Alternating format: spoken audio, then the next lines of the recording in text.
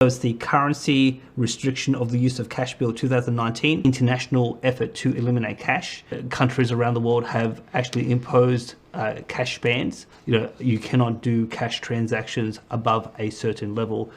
In France, it's illegal to do a cash transaction above €1,000. In Spain, it's €2,500. In Italy, it's €3,000.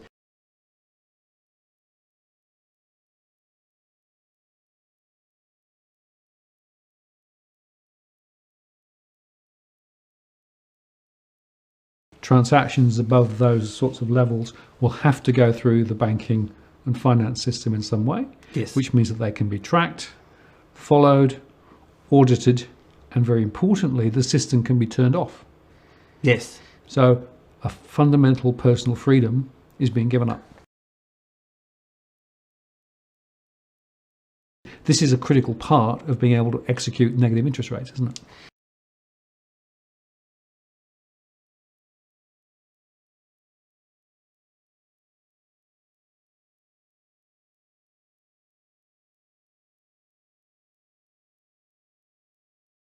Post published on the IMF website, cashing in, how to make negative interest rates work, monetary policy with negative interest rates, decoupling cash from electronic money. When they started implementing negative interest rates, they didn't think that cash would actually play a big role in how people would react, but it actually did.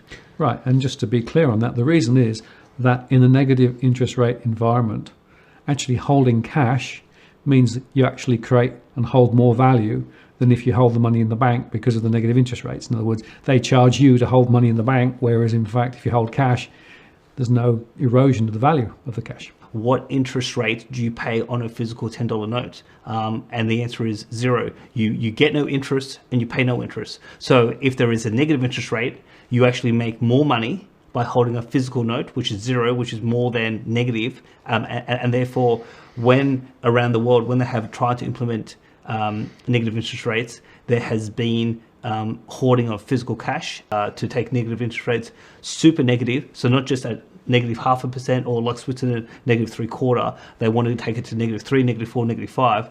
They're petrified of massive cash hoarding. And so obviously they're trying several techniques of how to provide disincentives for people to hoard cash under that world.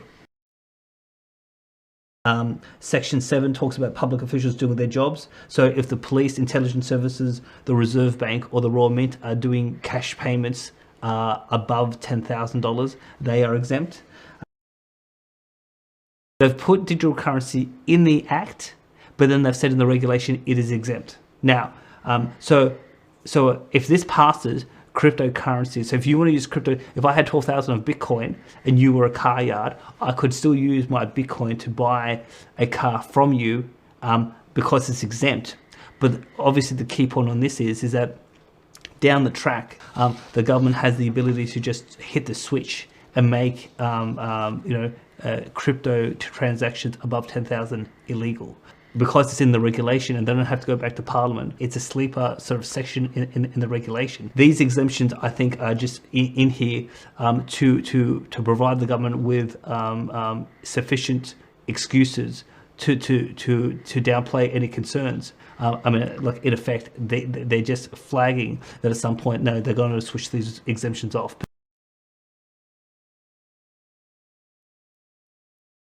It came out late on Friday, right? I think it was 12 minutes past 5 on Friday afternoon, right? It's funny how important announcements get sort of lost at the end of the week and perhaps nobody actually picks them up. And secondly, so far as I can see, none of the mainstream media have covered this.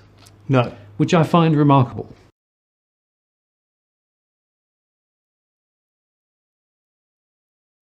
So Martin, anytime a federal or state government or their departments release critical information on a Friday afternoon, late Friday afternoon, Friday night, you know that they're trying to conceal something.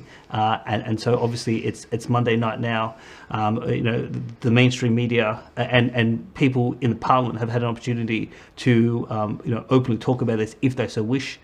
So far they haven't, and that's a key signal that They want to quietly take this through without too many people looking at it. This war on cash has enormous ability for government to centralize power, to control the behavior and the free will and actions of citizens. So this is not about just eliminating, in terms of the so-called black economy, criminal activity, etc.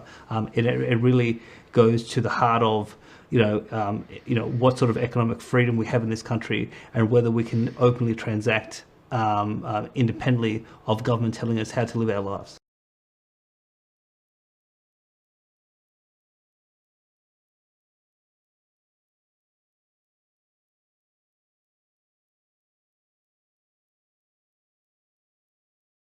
Effectively, gold is also holding physical value, right? So in a way, people who hold gold are also essentially flying in the face of negative interest rates, aren't they?